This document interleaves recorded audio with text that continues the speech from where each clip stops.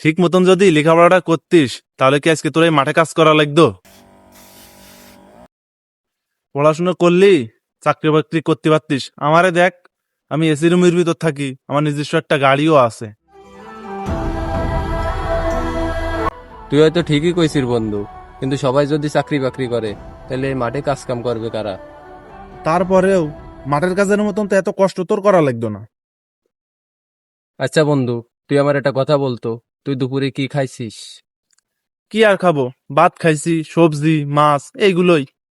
হ্যাঁ, তাই ভাত মাছ সবজি এগুলো কোথা থেকে এসেছে জানিস? কোনতে আর আসবে, বাজার থেকে কিনে আনিলাম। বাজার থেকে কিনে আনিছিস সবই ঠিক আছে, কিন্তু বাজারে এগুলো কোত্থেকে গেছে সেটা কি জানিস?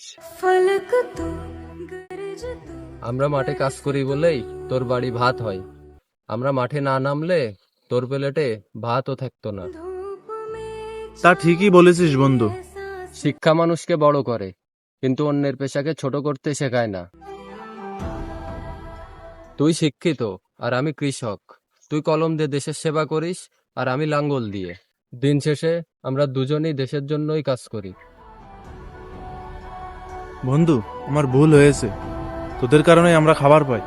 আমি এতদিন বিষয়টা বুঝতে পারিনি, তোর কারণে আজকে আমার চোখ খুলে গেল। সবই ঠিক আছে বন্ধু, কিন্তু কৃষককে নিয়ে হাসাহাসি করার আগে নিজের খাবারের প্লেটটার দিকে একবার তাকাস, তাইলে তো সব ভুল এমনিতেই ভেঙে যাবে। সত্যি বন্ধু, আজকে অনেক বড় একটা শিক্ষা পেলাম। তোর কারণে আমার ভুল ভেঙে গেল। তাহলে তুই কাজ কর, আমি গেলাম। ঠিক আছে বন্ধু, যা তাহলে।